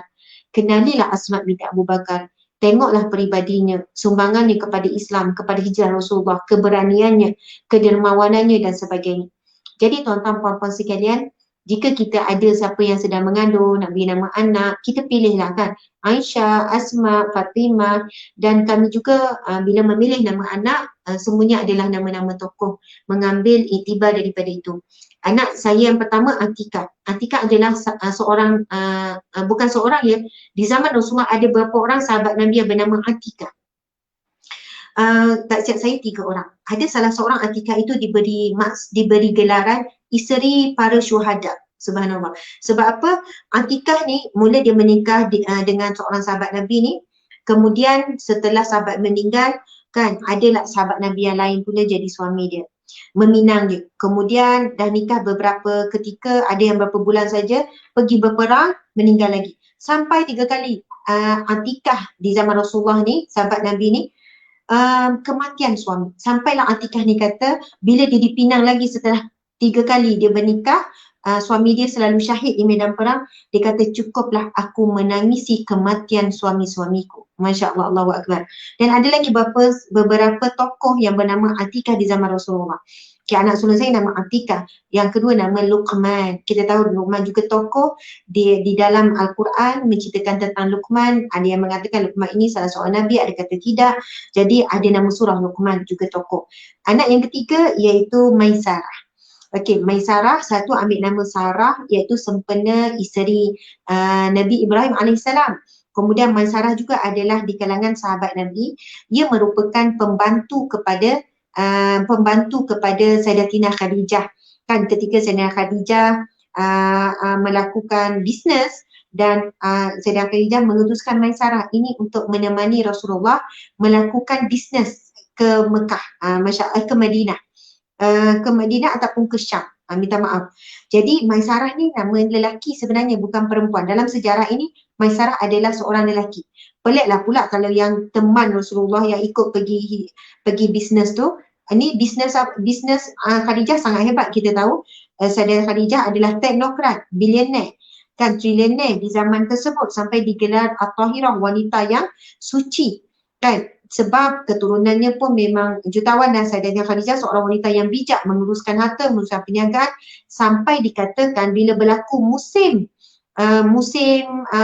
perniagaan, ekspor, import berlaku, ketika barang dagangan Sayyidatina Khadijah, ibunda kita, nak ekspor ke luar negara. Itu hebat tu, ekspor ke luar negara. Dikatakan kabilah Sayyidatina Khadijah menyamai seluruh kabilah di Mekah. Maksudnya kalau seluruh kabilah di Mekah ada lebih kurang dalam 1000 contohnya, 1000 ni kabilah satu-satu, tapi Sayyidatina Khadijah punya grup menyamai seluruh ni, maksudnya yang terbesar. Dan ketika itu Sayyidatina Khadijah dah buat pun konsep macam kita sekarang, macam dropship tu lah. Maksudnya siapa yang orang susah yang tak ada modal, Sayyidatina Khadijah beri barang, kemudian barang ini diniagakan, nanti bila pulang bawa balik keuntungan, nanti dapat upah. Macam tu lah. Jadi hebat Sayyidatina Khadijah, ibunda kita sangat hebat. Ketika Sayyidatina Khadijah, antaranya yang datang untuk meniagakan barangan Sayyidatina Khadijah adalah Nabi Muhammad SAW ketika ini masih muda. Umur dalam 25 tahun kan. Umur dalam 24 tahun, sebelum 25 lah. Jadi apabila pulang daripada berniaga kan, Rasulullah bawa balik pulangan yang sangat lumayan, hasil daripada kebijaksanaan dan juga kejujuran Rasulullah berniaga. Masya Allah, Sayyidatina Khadijah merisik kan cerita daripada Maisarah, bagaimana Muhammad tu berniaga dan sebagainya. Jadi itu nama tokoh jugalah Maisarah. Itu anak saya keempat. Anak saya yang kelima namanya lepas Maisarah, Imran. Subhanallah. Jadi Imran juga adalah nama tokoh. Ada surah dalam Al-Quran, Ali Imran, cerita tentang Imran. Subhanallah. Kemudian tu nama yang kelima, anak saya yang keenam namanya adalah Safwan. Subhanallah, Safwan. Safwan adalah sahabat Nabi, yang mana sahabat yang Nabi tugaskan bila berlaku perang, dia akan berkawal di hujung. Dan kalau siapa ingat kisah hadis Ifki, kisah Rasulullah Sayyidatina Aisyah difitnah bersekedudukan, itulah dengan sahabat Nabi, iaitu yang bernama Safwan. Masya Allah. Dan anak yang terakhir, anak bongsu kami, iaitu namanya Fatimah, ya, Sayyidatina Fatimah, nama anak Rasulullah. Rahanah tertinggal. Anak yang keenam adalah Raihanah. Masya Allah. Anak yang ke-6 tertinggal, ke-7 terus ya Raihana. Anak yang ke-6 kami namanya Raihana. Masya Allah. Raihan maksudnya kegembiraan. Raihana kegembiraan. Memang seorang yang sangat happy go lucky. Raihana ni senyum, seronok. Jenis yang aktif, jenis yang ceria, periang. Raihana ni periang. Saya kata, ya Allah, kenalah dengan nama Raihanah ni. Sebab nama dia, maksud Raihan, kegembiraan, keriangan. Jadi dia seorang yang sangat periang. Masya Allah, Raihanah sangat periang, ceria, cute. Masya Allah. Dia suka buatkan kita ketawa, kami, suami isteri. Macam keletah dia tu sekarang umur Raihanah dah 3 tahun lebih. Jadi Raihanah adalah nama di kalangan sahabat Nabi juga. Masya Allah. Ada wanita di zaman Rasulullah yang bernama Raihanah, ada kisah-kisah Raihanah. Jadi masa saya cari mana nama-nama tokoh, saya jumpa nama Raihanah. Masya Allah, subhanallah. Kenapa? Oh, siapa? Ya, ramai kau tu lupa nama anak. Masya Allah, Raihanah. Kemudian anak yang ke-7 adalah namanya Fatimah, subhanallah. Sahabat-sahabat sekalian, saya perhatikan contoh kan masa saya dapat anak yang pertama, tak payah cerita sikit, Atika. Atika ni aktif sangat. Kan, lasak walaupun perempuan, lompat sana, lompat sini. Kalau kedai makan tu, hampir semua meja makan dia pergi, dia kita tegur orang, dia ramah. Dia kita tegur orang tu, tegur orang ni, kadang kita rasa macam malu lah nak pergi makan kedai makan, nanti anak kita sepah, padahal baru seorang masa tu kan. Lepas tu dapat Luqman. Luqman pun lasak juga. Lepas tu saya kata, ya Allah, pemudahkanlah anak ketiga ni, ya Allah kan. Pertama lasak, anak kedua lasak. Lepas tu bila cari nama, Maisarah. Maisarah maksud dia kemudahanku. Maisarah maksud dia kemudahan. Masya Allah. Masa tu saya kata, ya Allah, mudahkanlah ya Allah. Mudah-mudahan anak ini memudahkan. Sebab rapat-rapat anak ni, setahun-setahun seorang ni. Masya Allah. Kemudian Maisarah, subhanallah, sesuai dengan namanya dan maksudnya kemudahan. Dialah anak yang paling mudah, Masya Allah. Bersalin tu biasalah sakit. Tapi kan sampai peringkat budak ni tak nangis ke? Orang tengok pelik. Tak nangis ke? Diam. Kau letakkan? Diam. Ketara sangat mudah membesarkan Maisarah ni. Sampai ajaib lah. Letak diam. Tak nangis. Duduk diam. Lepas tu kalau duduk atas ni pun diam. Atas worker, atas kasih. Diam. Kalau anak yang lain menggelupur atas kasih. Menggelupur sampai muntah-muntah lah. Saya ingat kalau anak yang sebelum tu dia marah letak atas kasih. Kita nak pergi kerja kena letak atas kasih kan baby. Dia punya marah tu sampai dia muntah. Sebab dia nangis-nangis. Tapi yang ni diam. Sampai kata, budak ni. Pengasuh dia kata, senang jaga Maisarah ni. Diam, tak nangis. Dia cuma bunyi sikit-sikit je. Susah nak dengar suara dia menangis. Jadi subhanallah, tuan-tuan puan-puan sekalian, sebenarnya nama ni mempengaruhi anak-anak kita. Kalau kita tak nak pilih nama-nama tokoh, tak apa. Tapi perhatikan maksud, biar maksudnya maksud yang baik. Masya Allah. Dan kita, ibu ayah, tolong panggil nama anak kita dengan nama tersebut. Bukan saya kata salah, tak salah panggil nama aloh, abang, kakak, adik, kak ngah, kak lang, kak teh, kak cik. Tak ada masalah tuan-tuan puan-puan sekalian. Itu macam budaya masyarakat Melayu kita. Tetapi kalau nak ambil barakah daripada nama, kita dah bagi nama tu contoh Azizah. Maksudnya yang mulia. Ataupun Halimah yang lembut. Ataupun kita sebut nama apa? Husna yang mulia. Sebaiknya ibu ayah panggil nama anak ini dengan nama yang diberikan. Sebab panggilan ibu ayah ini satu doa. Saya ada 10 orang adik-beradik dan memang ibu ayah memang panggil nama anak full. Asma, Ibrahim, Najihah, tak ada nama ujung-ujung. Tapi kami adik-beradik panggil nama ujung-ujung Kak Ha, Eng, Ibrahim jadi Eng. Abdul Hadi panggil Hadi, okey lah. Lepas tu Aisyah panggil Esah contoh. Siti Khadijah, maksudnya kami adik-beradik, sama-sama adik-beradik tak panggil penuh. Tapi kami belajar daripada ibu ayah, memang panggil nama anak penuh. Mesti panggil penuh. Khadijah, Nabilah contohnya. Kan Nasrullah, Nasrul.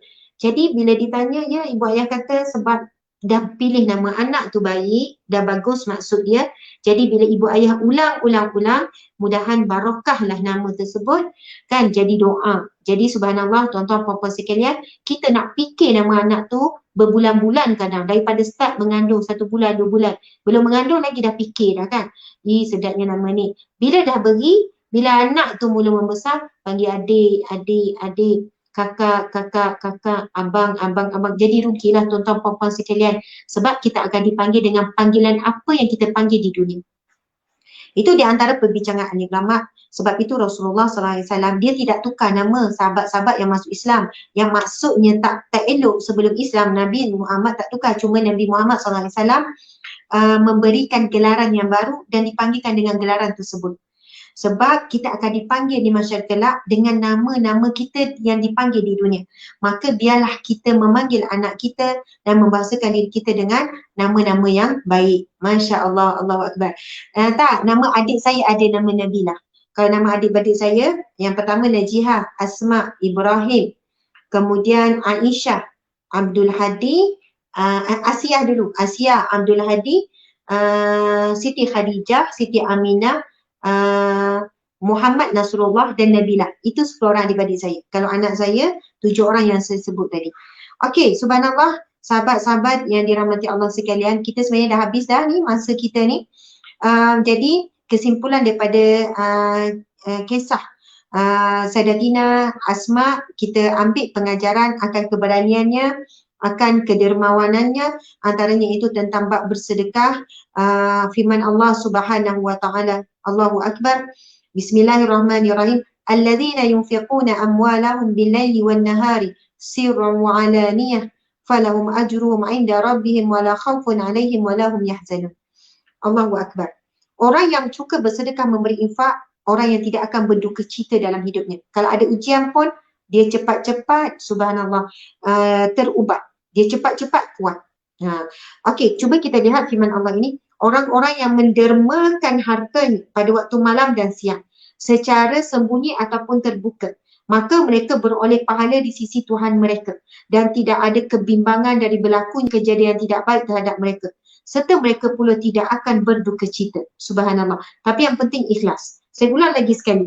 Firman Allah Subhanahu wa taala dalam surah Al-Baqarah ayat 274. Allah berfirman, sesiapa, iaitu orang-orang yang membelanjakan hartanya ataupun mendermakan hartanya pada waktu malam atau siang. Maksudnya tak kisahlah tengah tidur ke, siang ke, malam ke, dengan cara sulit, maksudnya dengan cara tersembunyi ataupun terbuka secara terang-terangan. Kan tak semestinya kita kata menunjuk-nunjuk, menderma, lepas ambil gambar tunjuk, menderma kemudian wawarkan dan sebagainya. Maka tuan-tuan puan-puan sekalian, yang penting hati ketika memberi itu ikhlas, dan mungkin tujuan dipertontonkan itu ada tujuan-tujuan tertentu. Kalaulah kita NGO, memang kita kena perlihatkan supaya orang percaya, supaya penyumbang tahu ke mana saluran yang diberikan. Subhanallah. Jadi tuan-tuan puan-puan yang dirahmati Allah sekalian, apa kelebihan orang yang suka bersedekah? Siang malam, secara senyap-senyap kita buat juga, secara terbuka ada juga kita buat. Maka mereka beroleh pahala di sisi Allah. Pertama, dapat pahala ganjaran. Yang kedua, tidak ada kebimbangan daripada berlakunya kejadian yang tidak baik terhadap mereka. Orang yang kuat bersedekah, yang suka membelanjakan hartanya, dilindungi oleh Allah daripada keburukan. Sama ada penyakit, sama ada wabak, racun, sihir, apa-apa keburukan. Subhanallah. Serta mereka pula tidak berduka cita. Masya Allah, Allahu Akbar. Allah mengangkat hati, memberi kekuatan. Subhanallah, nama anak saya Muhammad Ilham, tapi telah kembali pada penciptanya 3 minggu lepas. Subhanallah. Mudah-mudahan kita bertemu kembali dengan anak kita, dengan orang yang kita sayang. Masya Allah. Subhanallah. Baiklah, yang terakhir, sedekah menghapuskan dosa seperti air memadam api. Masya Allah. Okey, perhatikan ya sahabat-sahabat sekalian. Masya Allah. Sabda Nabi SAW, laqad sa'altani an azim wa innahu la yasirun ala man yasarahu Allah alaihi ta'budullah wa la tusyrik bihi syai'an wa tuqimus salah wa tu'ti zakah wa tasumu ramadan wa tahujjul baiti summa qala ala adulluka ala abwabil khair asawmu junnah wa sadaqatun tudfi'ul khati'ah kama yudfi'ul ma'un nar. Subhanallah. Okey, sabda Nabi SAW, demi Allah, sesungguhnya kamu telah bertanya padaku sesuatu yang besar. Sesungguhnya ia memang mudah bagi sesiapa yang dimudahkan oleh Allah padanya. Kamu menyembah Allah tanpa menyebutkan sesuatu dengannya, menikah semayang, mengeluarkan zakat, berpuasa di bulan Ramadan dan menunaikan haji di Baitullah. Kemudian baginda bersabda lagi, tidakkah kamu mahu aku tunjukkan pintu-pintu kebaikan? Puasa itu perisai, sedekah memadamkan dosa seperti mana air memadamkan api. Tuan-tuan puan-puan yang mati Allah sekalian, untuk terakhirnya saya nak cerita sikit tentang kedermawanan ibunda kita Sayyidatina Aisyah radhiyallahu anha. Satu ketika Aisyah diberikan sejumlah duit yang banyak, hadiah daripada pembesar, begitulah. Kan? Mungkin ufti hadiah dan sebagainya. Ini setelah kewafatan Rasulullah sallallahu alaihi wasallam. Lalu Aisyah memanggil al-fuqara wal masakin, kan yang berada di lorong-lorong, orang miskin, al-du'afa, orang-orang lemah. Lalu dia pun bagi. Lebih kurang dikatakan diberikan 80,000 dinar. Ada kata 100,000 dinar. Satu jumlah yang besar. Dinar ini mata wang emas. Kalau 80,000 dinar zaman sekarang juta-juta, tuan-tuan puan-puan sekalian. Juta-juta yang diberikan kepada Sayyidatina Asma. Masya Allah, Allahu Akbar. Lalu diberikan kepada Sayyidatina Aisyah. Lalu Aisyah pun memanggil orang fakir miskin, kemudian ada pembantu Aisyah yang turut membantu. Aisyah pun sedekah, panggil sedekah. Sehingga tidak meninggalkan 1 sen pun kepada Sayyidatina Aisyah. Lalu pembantunya bertanya, wahai Aisyah, kenapa kamu tak simpan sedikit untukmu, wahai Aisyah? Lalu Aisyah bertanya, kenapa? Wahai Aisyah, kamu berpuasa, wahai Aisyah. Sedangkan kamu tidak ada apa-apa makanan untuk berbuka, wahai Aisyah. Allahu Akbar. Selepas itu Aisyah pun berkata kepada pembantunya, kenapa kamu tidak mengingatkan aku tadi? Jika kamu mengingatkanku, nescaya aku akan menyimpan sedikit untuk membeli makanan. Masya Allah. Maksudnya sifat kedermawanan Aisyah ini terlalu hebat. Sehingga kan Aisyah ketika memberikan, dia langsung tidak fikir pasal dirinya. Tak fikir. Tak adalah masa bagi tu kan, letak awal-awal. Okay, ni untuk belanja seminggu aku. Tak. Sedangkan di rumah dia pun tak ada makanan dan pembantu Aisyah menceritakan ketika itu Aisyah memakai pakaian yang bertampal berbelas-belas tampalan. Sahabat-sahabat, baju kita kalau koyak memang kita tak buat dah. Kita tak adanya jahit, tampal kan. Kalau koyak berlubang.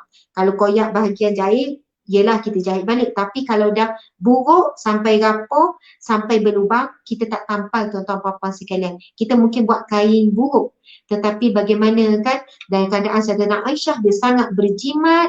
Subhanallah, pakaian yang dia pakai mungkin berapa helai saja, dan mungkin pakaian yang berapa helai, 2-3 helai itulah yang diulang-ulang pakai kan daripada hari ke hari sehingga dah rapuh. Kemudian dia tampal-tampal. Dia tak, bila dia dapat duit yang banyak sampai beratus dinar sekalipun, dia tak fikir untuk diri je ambil sikit, beli baju yang baru ke, ambil sikit untuk sekadar makan, sedangkan dia berhak ke atas duit tersebut. Tapi bila dia bersedekah, dia langsung tak fikir dirinya. Dia sampaikan, dia sedekah. Masya Allah, Allahu Akbar, Masya Allah. Akhirnya apa yang dia perolehi, subhanallah, Allah berikan dia ganjaran yang besar kan di syurga Allah berupa nikmat-nikmat yang tiada henti. Masya Allah, saya tengok ada satu soalan, boleh ya saya ambil? Ustazah, kalau orang tu suka sangat sedekah, selalu bersedekah dan senyap-senyap, tak heboh pun, tapi dia tak solat, bagaimana ya? Macam mana nak nasihatkan dia? Okey, bagi orang yang banyak melakukan sedekah tapi tak solat. Solat adalah tiang agama. Saya jawab soalan ni je satu. Solat adalah tiang agama. As-salatu imaduddin, solat adalah tiang agama. Faqad aqamaddin, siapa yang mendirikan solat ibaratnya mendirikan agama dan kehidupannya. Wa man tarakaha faqad hadamaddin, siapa yang meninggalkan solat, tak solat, dia meruntuhkan agama. Bahkan ada hadis Nabi SAW, tarkul iman tarku bainal iman wal farku, perbezaan bainal iman wal kufr as-salah. Yang membezakan antara iman dan juga kekufuran adalah solat. Subhanallah. Sebab itu alim ulama membahaskan tentang kedudukan orang yang sengaja meninggalkan solat, boleh dikenakan hukuman hudud, ada yang dikatakan boleh dikenakan hukuman takzir, kemudian ada yang mengatakan bahawasanya dia telah pun kufur. Maksudnya dia terkeluar daripada Islam. Dia bukan orang beriman.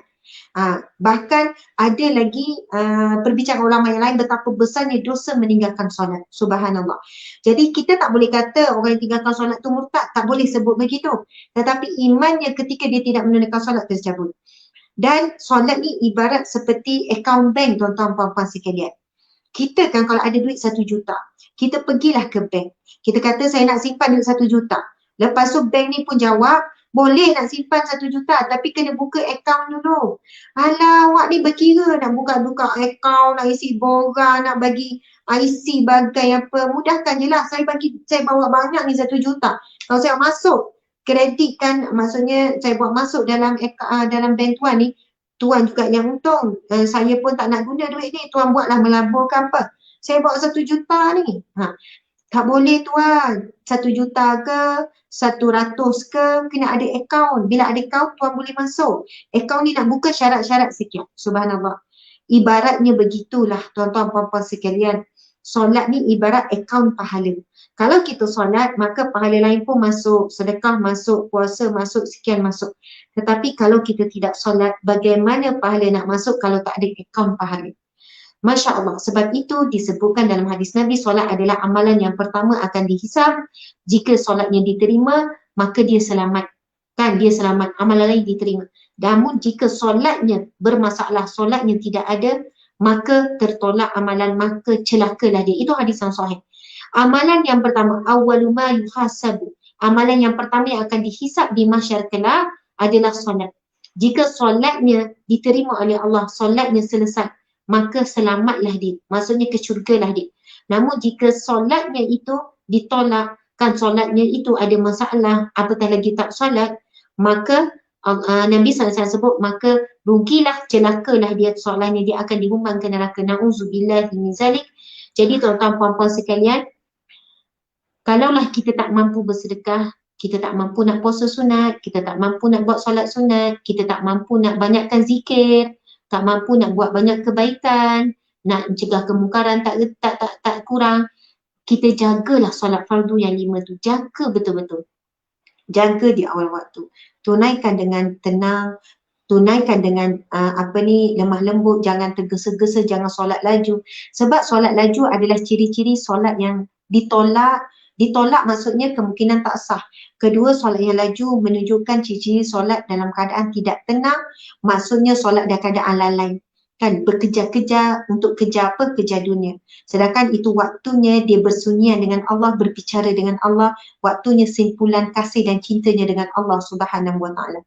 Allahu Akbar. Kalau kita tak mampu nak jaga yang lain, aurat pun tak mampu nak jaga lagi, masih lagi kita rasa macam nak bergaya, pakai gitu gini. Tak apa tuan-tuan puan-puan sekalian. Bukan kita kata, tak tutup aurat buat apa solat. Tak. Solatlah. Solat jaga 5 waktu. Sebab sifat solat ini Allah Subhanahu Wa Taala berfirman, as-salata tanha 'anil fahsya'i wal munkar. Solat itu akan mencegah kamu daripada perbuatan keji dan munkar. Walaupun anda masih maksiat, masih lagi ketagihan pornografi. Ini ramai yang tanya saya, ketagih pornografi. Perempuan pun ramai yang ketagih pornografi. Allahu Akbar. Sebab banyak faktor tuan-tuan puan-puan sekalian, banyak faktor. Banyak faktor. Okey, lepas tu dia kata Ustazah macam mana saya kata jaga solat, buat solat di awal waktu, insya-Allah lama-lama Allah akan berikan kekuatan untuk meninggalkan maksiat. Ustazah saya sekian-sekian, saya buat maksiat ni, Ustazah saya masih tak kuat nak berhijrah gini-gini. Saya kata tak apa, yang penting kamu jaga solat. InsyaAllah satu hari kamu solat-solat, lama-lama kamu akan kuat untuk meninggalkan maksiat. Kamu akan kuat untuk hijrah. Tapi ada orang kata Ustazah baik tak payah solat, kalau tak tutup aurat baik tak payah solat, kalau gini-gini. Tak, solatlah, itu perisai utama kita. Namun kalau kita buat amalan lain tapi tak solat, itulah keburukan yang sebenar-benarnya. Masya Allah, Allahu Akbar. Sahabat-sahabat sekalian, di situ begitulah perkongsian kita pada malam ini, bercerita tentang seorang wanita tokoh Seri Kandi, iaitu Sayyidatina Asma binti Abu Bakar. Masya Allah, mudah-mudahan mendapat manfaat. Saya mohon maaf salah dan silap tuan-tuan puan-puan sekalian. Terima kasih kepada semua. Masya Allah, saya sayang semua kerana Allah, kerana Rasulullah SAW. InsyaAllah kita akan berjumpa lagi pada esok hari. Ada perkongsian lagi yang bertajuk Jalan ke Syurga. Esok ada perkongsian dianjurkan oleh satu pihak yang bertajuk Jalan ke Syurga. Saya akan berkongsikan beberapa jalan ke syurga. Jadi janganlah pula kita tak mampu nak tempuh semua jalan ke syurga, mungkin kita boleh pilih mana jalan kita boleh tempuh. Kan ada mungkin kita akan berkongsi 10 jalan ke syurga. Jadi kita tak mampu nak tempuh semua, mungkin kita pilih 1, 2, 3 jalan dan kita pegang betul-betul jalan menuju ke syurga Allah ini. Jadi perkongsian itu adalah pada esok hari, insya-Allah pukul 8.30 pagi. Okey, perkongsian tersebut 8.30 pagi hingga 9.30 pagi, 1 jam saja. 8.30, 9.30, tajuknya adalah jalan menuju ke syurga. Subhanallah, sekian.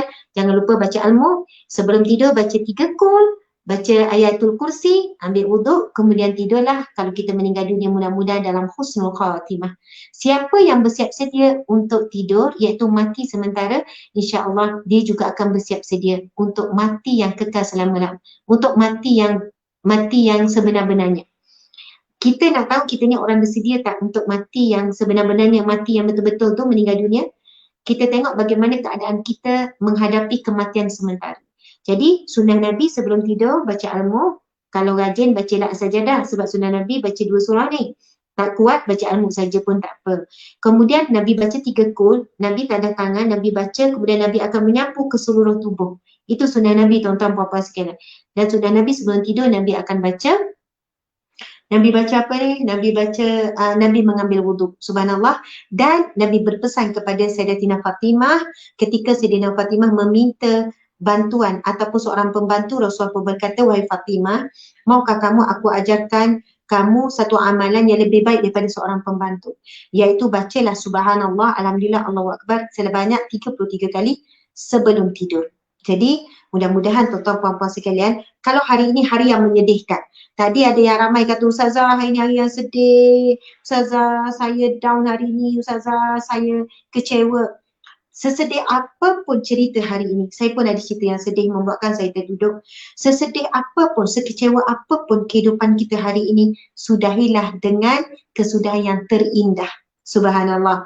Baca ilmu, ambil wuduk, 3 kul, kemudian zikir, subhanallah 33 kali, alhamdulillah 30 kali, Allahu akbar 33 kali. Kemudian kita tidurlah. Kita tidur dengan rahmatnya, dengan redanya. Mudah-mudahan tuan-tuan puan-puan sekalian, insya-Allah kita juga orang yang bakal bersedia menghadapi kematian yang sebenar, sebab kita bersedia dengan kematian yang sementara, iaitu tidur. Selamat malam semuanya. Sekian, wabillahi taufiq wal hidayah. Assalamualaikum warahmatullahi wabarakatuh.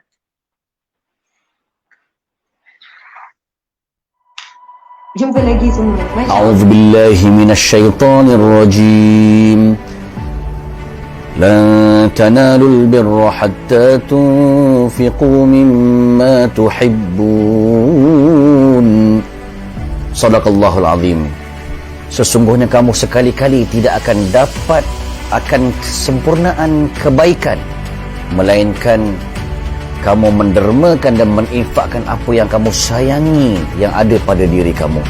Sadaqallahul azim. Benarlah kata-kata Allah yang Maha Agung.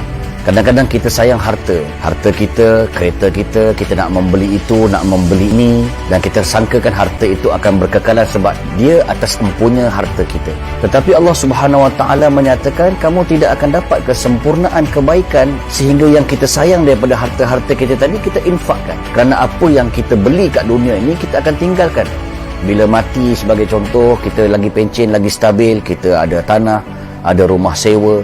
Tengok-tengok tengah-tengah kumpul harta, tanah, rumah sewa, meninggal dunia tuan-tuan yang dirahmati Allah Subhanahu Wa Taala. Maka harta itu akan diberikan dan difaraidkan kepada orang lain. Tetapi yang kita sayang tadi, kebaikan yang sempurna kita sedekahkan kepada orang lain yang lebih memerlukan. Hak-hak orang lain barulah sempurna kebaikan itu. Yang kita sayang, kita berikan. Yang beri itulah sebenarnya harta kita di alam sana yang kekal abadi. Jadi tuan-tuan yang dirahmati Allah, marilah sama-sama saya mengajak diri saya dan tuan-tuan untuk sama-sama menginfakkan segala harta yang kita sayangi pada jalan Allah Subhanahu Wa Taala melalui NGO kami Du'afa Sejahtera pada alamat di bawah ini. Sekian, Assalamualaikum warahmatullahi wabarakatuh.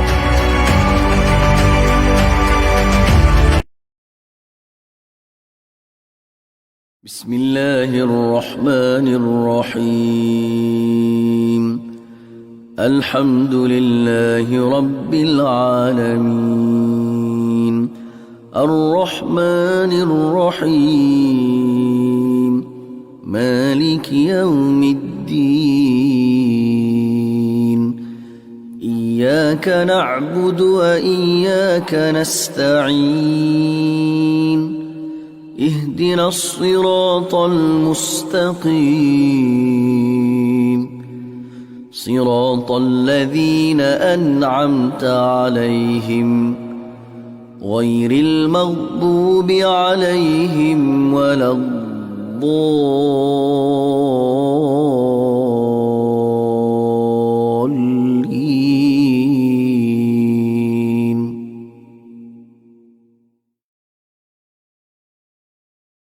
بسم الله الرحمن الرحيم.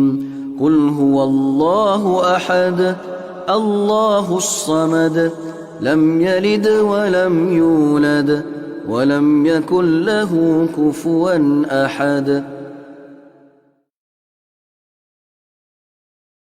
بسم الله الرحمن الرحيم.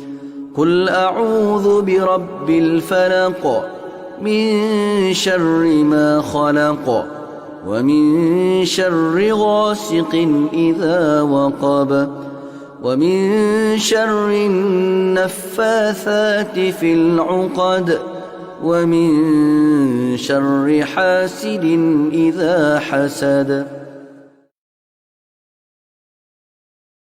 بسم الله الرحمن الرحيم. قل أعوذ برب الناس